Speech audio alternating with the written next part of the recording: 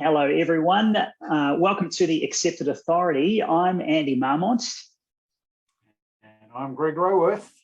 And today, as always, we're going to talk about how to solve common client acquisition challenges in the world of consulting, share some stories, and share how we're also tackling this particular challenge. So today, what we're going to talk about is trying to overcome that low and slow sales cycle, because we know that not everyone's ready to buy what we have to offer. And particularly in consulting, it can be a slow and long process, who you know, or you've got to be in at the right time. So we're going to talk about some strategies around how to nurture and engage the people that aren't ready, but you want to keep top of mind in the long term. So what do you reckon, Greg?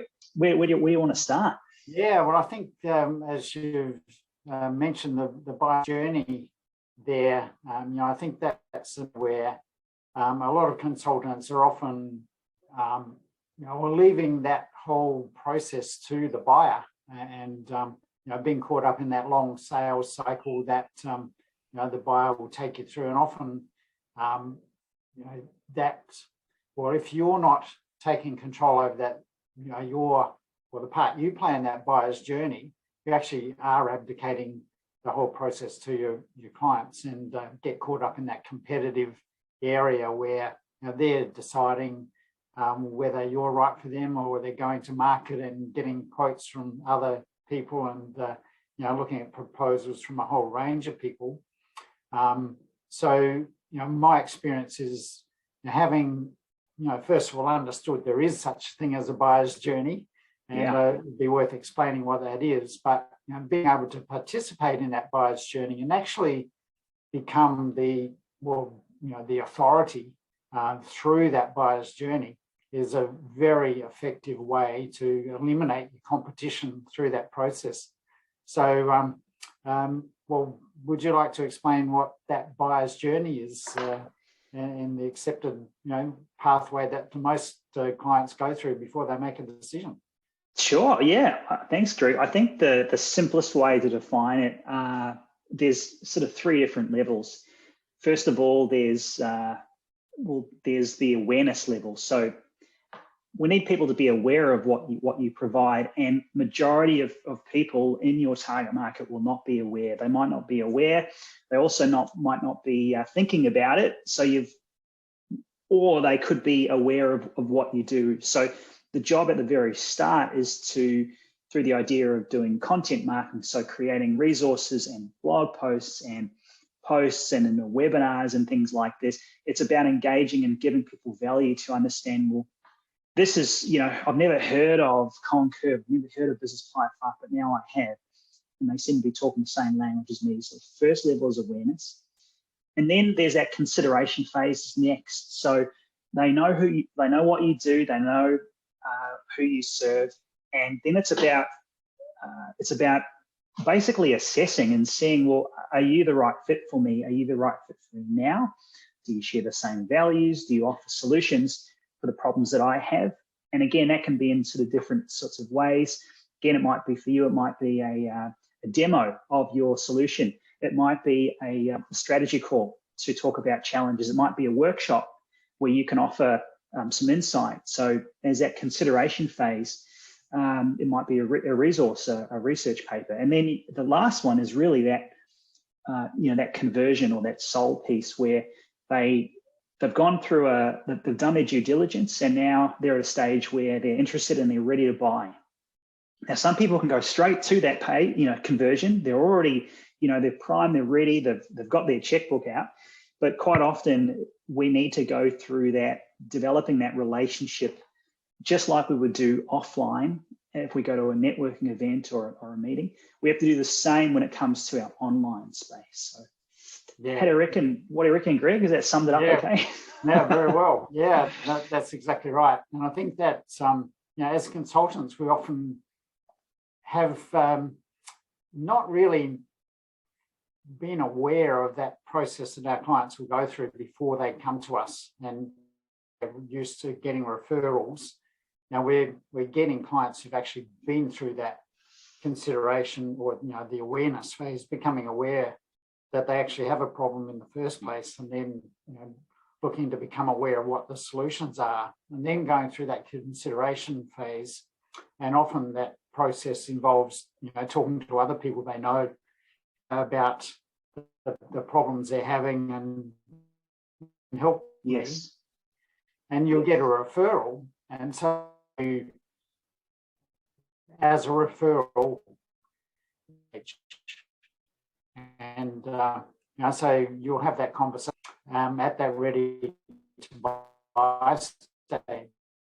They're not coming directly from a referral. So they've had a referral from somebody else, and they're just going to market to see what else other people have to offer. So they'll come to you with a request for a proposal, and you go in to that point. What you'll find, I think most consultants will probably feel this way, is that you're up against the wall here, trying to prove your value in a very short time, condensed process. Or what tends to happen is sometimes that the buyers that buying cycle can be stretched out because your clients are potentially in a state of confusion because they don't really know how to decide. And what we all know and we all say is that clients go through a process of know, like, trust before they're ready to buy. So if you're coming in at the stage where they're requesting a proposal, you've got to build that whole know, like, trust, in a sales conversation. So, that's almost impossible to do in one sales conversation unless you're a brilliant salesperson.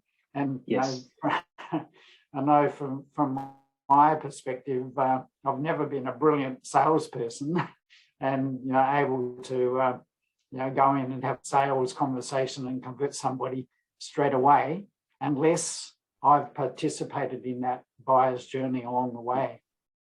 And I'm interested. Sorry, Greg. I'm just interested. Just what you're saying there is we need to rethink the activity that's happening. So the lead isn't necessarily going to be someone who's ready to buy. I think when we're in business, we I guess we go straight to that idea of, okay, we've got a lead. They've done, they're ready to pull out the checkbook, as I said, but that's not the case, is it? That they almost sometimes they're just learning. They want to learn about your company. Maybe they've heard of your name or they've seen you, and they might have something in maybe 6 months down the line. So I guess it's probably worth pointing out, if you're watching, you're listening, we just need to be aware that there's a difference between good quality marketing qualified leads, so they come towards you because they've seen your content, but then there's a sales qualified, so it's not always a quick fix. Good point, Andrew. I think the value of understanding this process is we can create our marketing, the buying strategy of our ideal clients. And so, understand that our clients are going through this process. The the real danger that we have is not participating because our clients are going through this journey, researching what the solutions to their problem are, then researching who are the providers of that solution, and then they'll come to us right at that end point when they're ready to buy. But if we haven't shown up in that journey along the way, and they're just coming to us at that end point, there's no real level of trust that's developed, and we're having to fight our battle at that last point, trying to prove that we're the best solution. They've already, they've got 3 or 4 other people telling them the same things.